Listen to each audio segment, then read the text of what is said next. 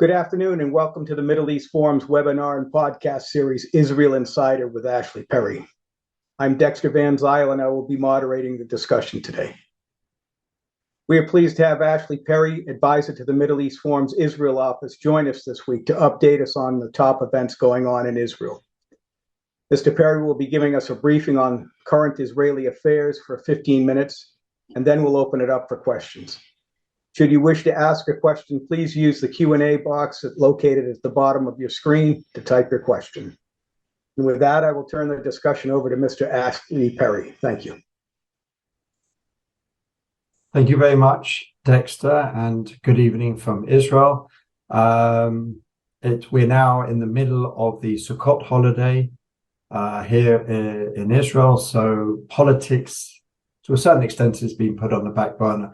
What I'd like to start my presentation tonight with is to talk about local politics, because while in the majority local politics, municipal politics in Israel do take a back seat and are mostly involved with bureaucratic decisions, day-to-day, sanitation, roads, etc., we are now coming around to the municipal elections, which are taking place at the end of the month, I believe on the 29th. For the first time this year, it will be a day off, just as regular elections are, because they feel there'll be a greater turnout.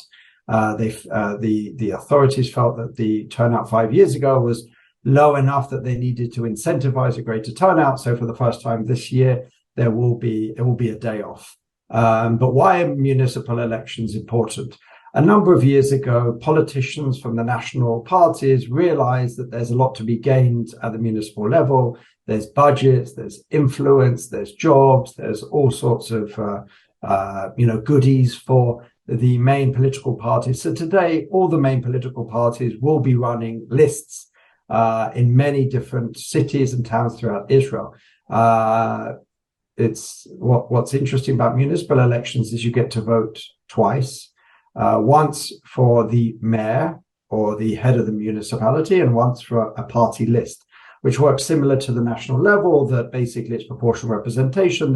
The percentage of the votes for a particular list will then have that proportionally represented on the municipality. Obviously, big cities like Jerusalem and Tel Aviv are really to a certain extent, an interesting look at where politics is going. But as well as that, there are very many more domestic issues. Obviously, in a place like Jerusalem, which is, population-wise, a third Arab, a third ultra-Orthodox, and a third, modern Orthodox, national religious, traditional, and secular.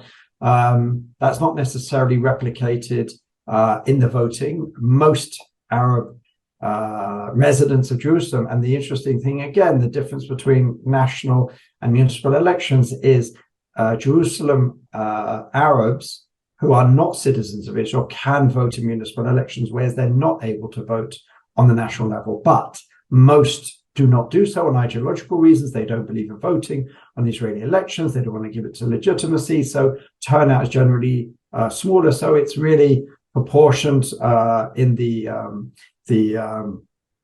Jewish section of Jerusalem, and because the ultra-Orthodox turnout in a 90% turnout rate, and the other portions are much lower, sometimes even as low as 40%, the ultra-Orthodox have a tremendous say in who becomes Jerusalem mayor. And pretty much if you hold the ultra-Orthodox vote in totality, and I'm not going to get into the whole politics there, you're pretty much assured to be voted in. But as I said, there's many different issues up and down the country. But what really does happen around this time, and again, we're just a few weeks, is it really does heighten tensions in other parts, and we do see a lot of sort of saber rattling and sort of playing to the base of the major political parties or the major political positions ahead of the municipal elections. And what we've seen, certainly in the last couple of weeks, speaks to that, and that's sort of what I want to get into. If we go back to what is certainly in Israel, it may not have made a attention of the media worldwide. But in Israel, people are still talking about the events on Yom Kippur, where, especially in Tel Aviv, there were, prayer events, tefillot, in various parts of the city. The most contentious was an event by an organization which wanted to have a service or two in the open in Dizengoff Square, which is one of the main central squares in Tel Aviv. They've held it on a number of occasions before, but it's coming just before the mayoral elections there. Ron Chodai, who is the mayor of Tel Aviv, who is very much on the left wing, very much in the secular camp, did not give permission for this event to go forward. If you like, the excuse that was given is that there's going to be what was defined by him as gender segregation. Obviously, others would say that's a normative facet of Orthodox prayer here in Israel, but it was decided that the event would not go forward. The organizers of the event then took that to court, the county court, which ruled that no, the event can go ahead as long as there's no gender segregation. There's no what's called a mechitza in Hebrew, a separation between the genders.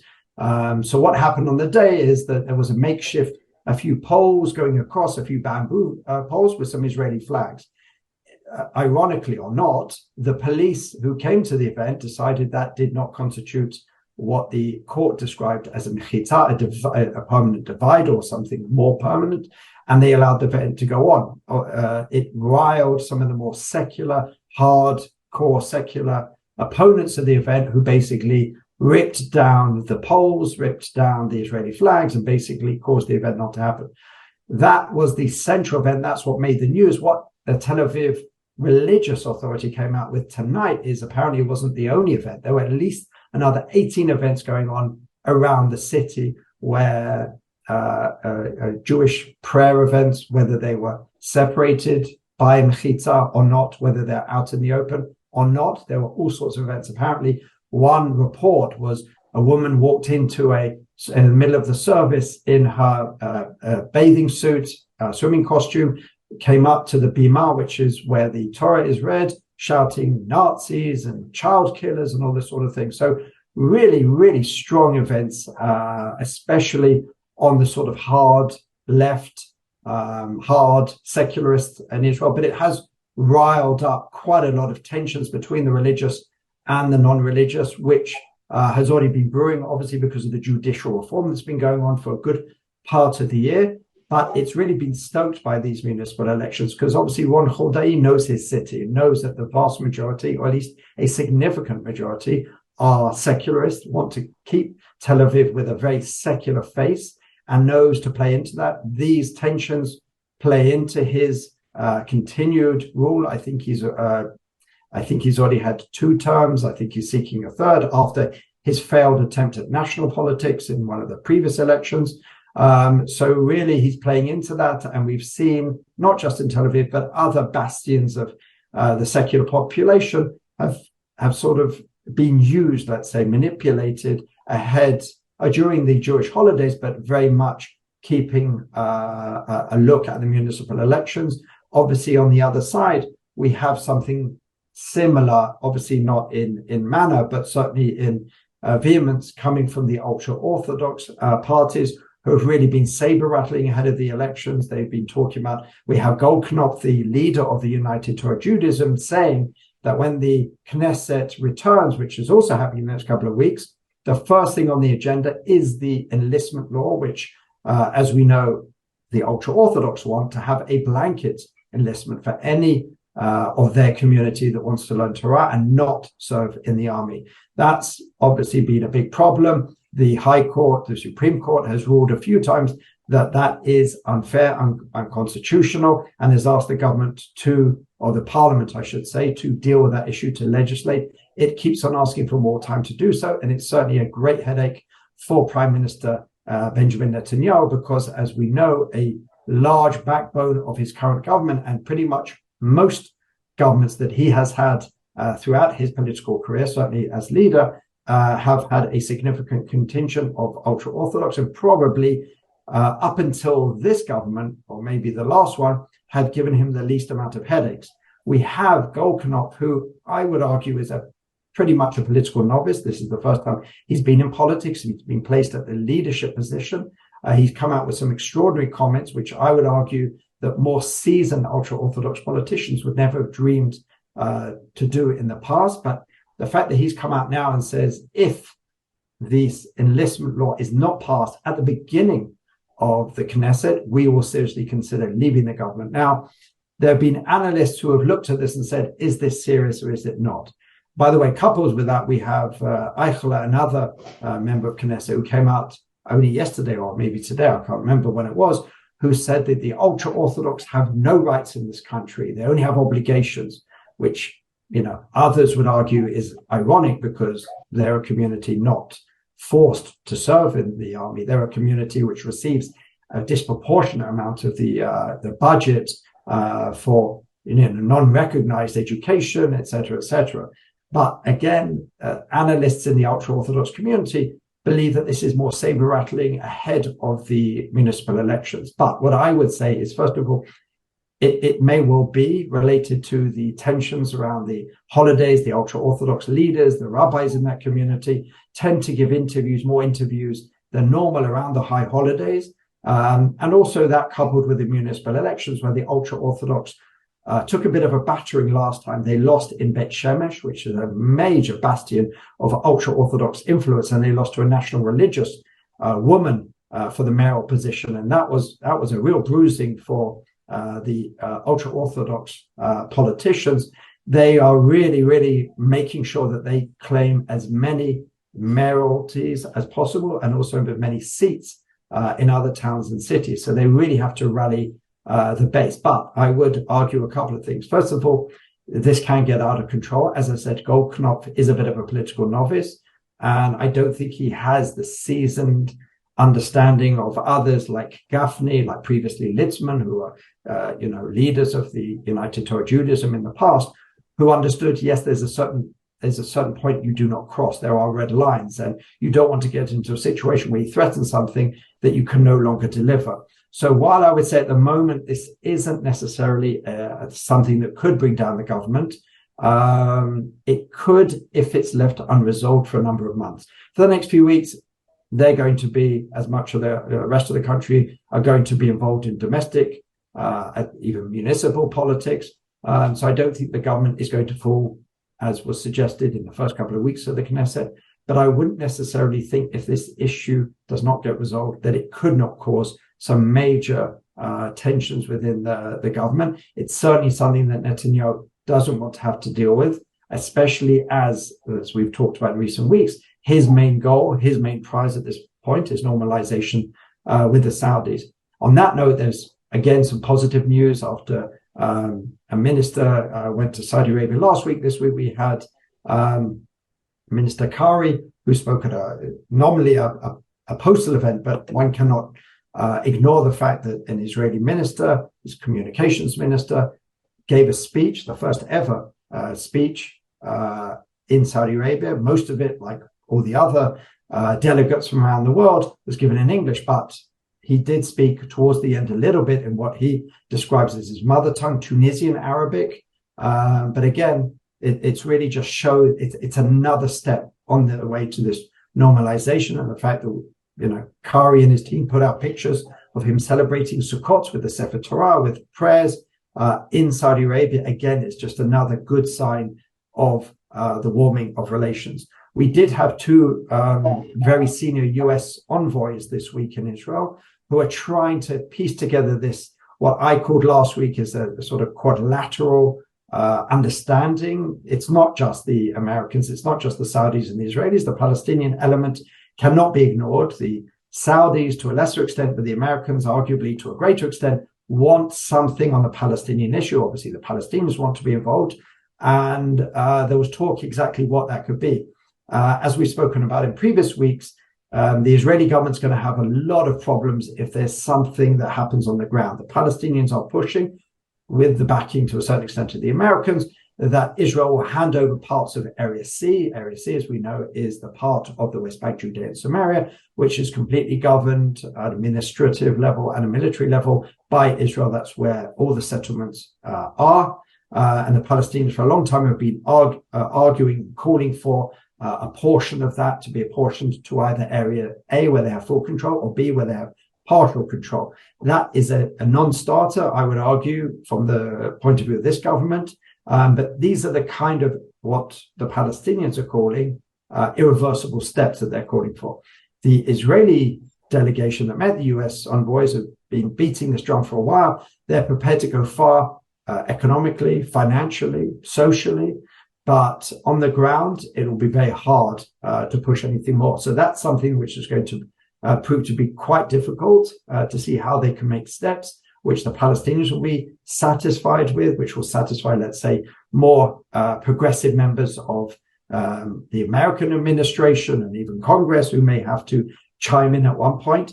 Speaking of that, again, I don't want to get into American politics, but what's going on in Congress is obviously going to affect this potential normalization deal. There's elements of the deal of what the Saudis are asking for, the civilian nuclear program and the defense deal. And also potentially some of the things that the Palestinians are asking for, which may have to go through Congress. And if we have a Congress in a sort of paralysis, or at least deeply divided, that may impact very much on the normalization deal.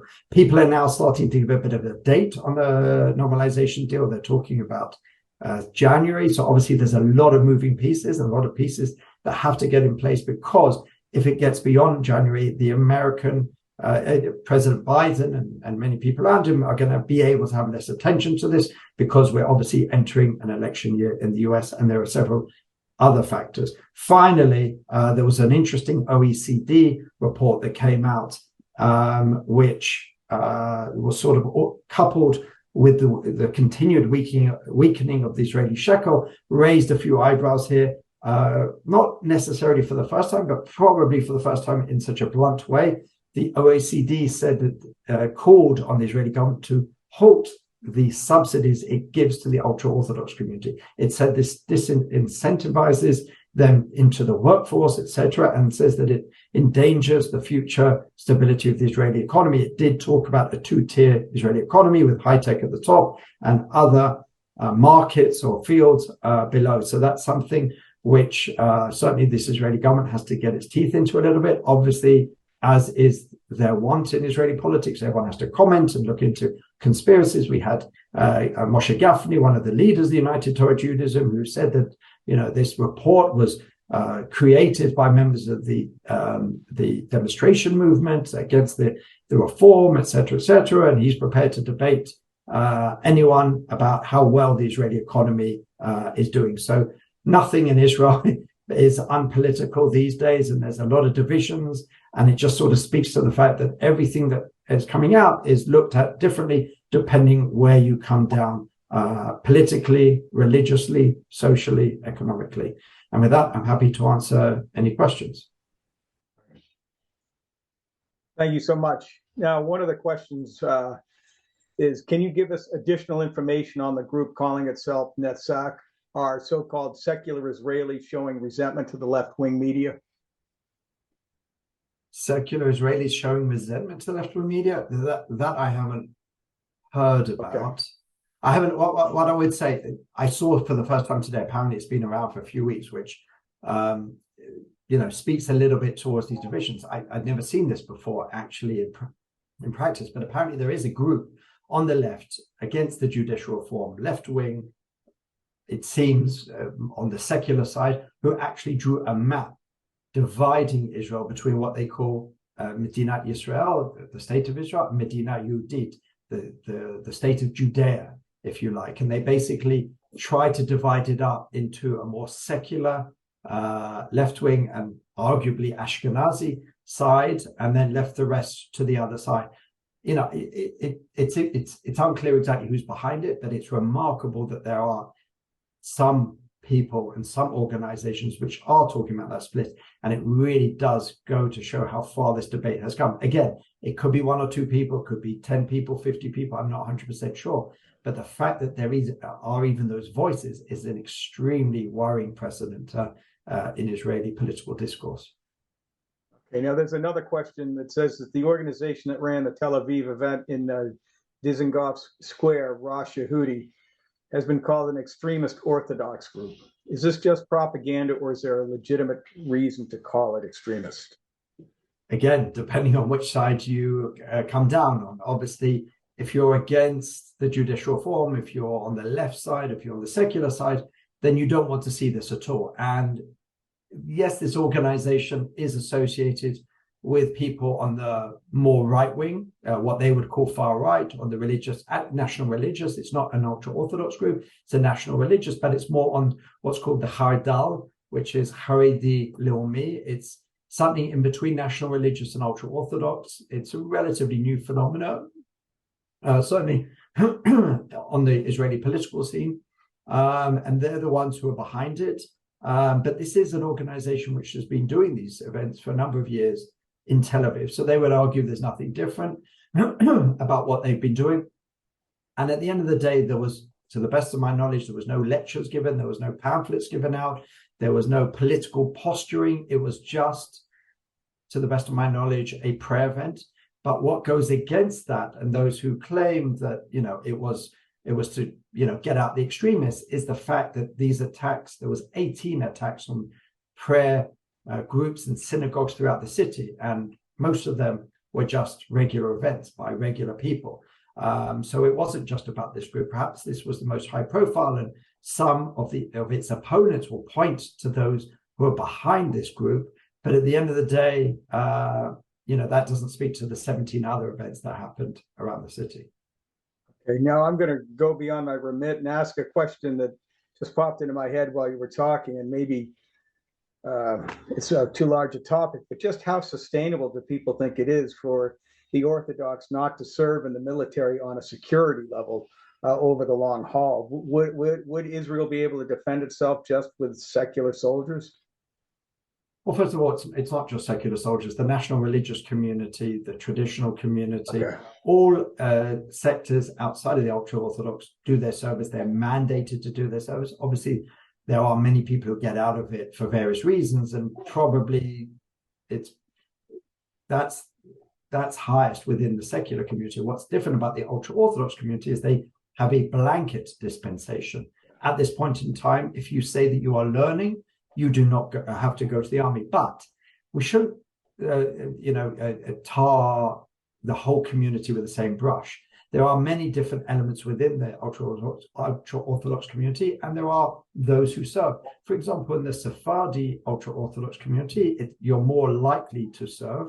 There isn't that stigma about serving that there are, for example, in the Hasidic parts of the ultra-Orthodox, and to a very slightly lesser extent, the Lithuanian, which is the non-Hasidic group. So even within that community, but it is a blanket dispensation. Anyone from within that community who does not want to serve will not serve. But as far as security, there is a debate about that. Many people I've spoken to say that, as warfare becomes more technological, you don't need as many people on the ground.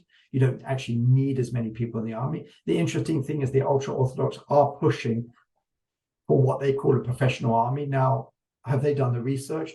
Should Israel turn to a professional army like the US does, like Britain does, like most countries in the world? Actually, I'm not sure if that's true. Most countries, many do have conscription, but certainly in the US. But, for them, it's of interest because then it won't become an issue that they don't serve. It's not really something that they're doing because of security reasons. But there is also that social element. The army is the great leveler. You do have, and they talked tonight about this great speech that someone in a special services gave before entering Jenin recently, where he said, Israeli society needs every part of it. They need the religious, they need the non-religious, they need Ashkenazim, they need the Sephardim, they need the rich, the poor, people from the north, from the center, from the south. And without one of these parts, we will not be able to continue, protecting and securing the country. So that's what most Israelis do believe. The interesting thing is that even if Netanyahu tries to find some way to pass an enlistment law, it's not certain that he will be able to bring his whole Likud party. Don't forget, the Likud party, even though it sits in what's described as a religious right-wing coalition, most of its adherents are not religious. Certainly, none of its members of Knesset are ultra-Orthodox, and it doesn't get that many votes from the ultra-Orthodox community. It is more of a quote-unquote, old-school liberal right-wing party. And so many of its members believe that there shouldn't be a blanket, deferment of ultra-Orthodox. And they said, some openly, some less openly, that they would vote against such a law. So it's creating quite a debate. It's not sure that Netanyahu has the numbers, and it remains to be seen how far it will be pushed. People are now talking about what was the Gantz-Netanyahu understandings before. A couple of years ago, there was a short-lived Gantz-Netanyahu rotation government, which never rotated, but they did come to some understandings on the enlistment law. There was ultra-Orthodox parties in that, so they did work on that. So people are talking about perhaps that is the compromise that is necessary, that all sides believe that they can get a win. But we've seen in the past, even when it's a very generous towards the ultra-Orthodox enlistment law, they still have a problem supporting it, because even if they allow a certain percentage every year, it goes against the basic principle of the ultra-Orthodox ideology that they do not serve in the country. They believe that their learning defends Israel, is an important element of Israeli society, and that's what they do, serving the country instead. Now, here's a question. What is the situational assessment as to what will occur in the Palestinian Authority-administered territories when Abbas passes from the scene, as can happen at any time? Is there speculation as who his likely successors or parties to potential power will be, and how will that impact the security profile for Israel? I mean, it's something which I know for a fact that our security and intelligence services are working on. I can't tell you names, not because it's any great secret, just because I'm not an expert of Palestinian politics. Interestingly enough, it was leaked today that someone close to the prime minister, when meeting with the US envoys, referred to Abbas as the mayor of Ramallah, which basically diminishes him to the point of understanding, which pretty much everyone understands today, that he almost has no power. I would even say that that's being generous. Outside of the Mukata, which is his presidential palace, it's hard to show if he even has too much power on the streets of Ramallah. Mahmoud Abbas is president in name only. There are potentially far more powerful people even on the streets. Certainly in Jenin, Mahmoud Abbas's name, reputation, and diktat doesn't take you very far. There are many groups and organizations who don't listen to him and do whatever they want, and it's basically a free fall. He won't come out against them because he understands, but he certainly doesn't control them. What comes after? There is a big debate. Will it be more extreme? Probably. There are moderate voices, obviously, within the Palestinian Authority, but whether they will rise to the top, whether they will succeed Mahmoud Abbas, I doubt it. There's a reason Mahmoud Abbas is becoming more and more extreme in his old age, because he understands that as he's losing control, the only thing that's keeping him in, legitimate perhaps, is his rejectionism, his growing violent rejectionism. This week, he came out with even more absurd comments on top of the recent anti-Semitic, Holocaust-denying comments that he came out at the UN and other recent venues and said, basically, Israel there's no real thing as the state of Israel. It's the American occupation. America decides, the state of Israel is a fallacy. So the fact that he keeps on making these comments shows that he's desperate, shows that he's losing power, he's losing legitimacy. And the only thing that he believes is winning him any support on the streets are these extreme and, virulent statements. So I think anyone who comes in after probably won't be much more, or if at all, moderate than he is. Okay. All right. We've come to the close of our webinar and podcast. Ashley, I want to thank you for taking the time to update us this week. For our viewers and listeners, please join us Friday at 1 p.m. Eastern for a webinar with Nazar Zaka discussing Iran and hostage diplomacy. And I want to thank everyone for joining us, and I hope you have a wonderful day. Thank you and goodbye.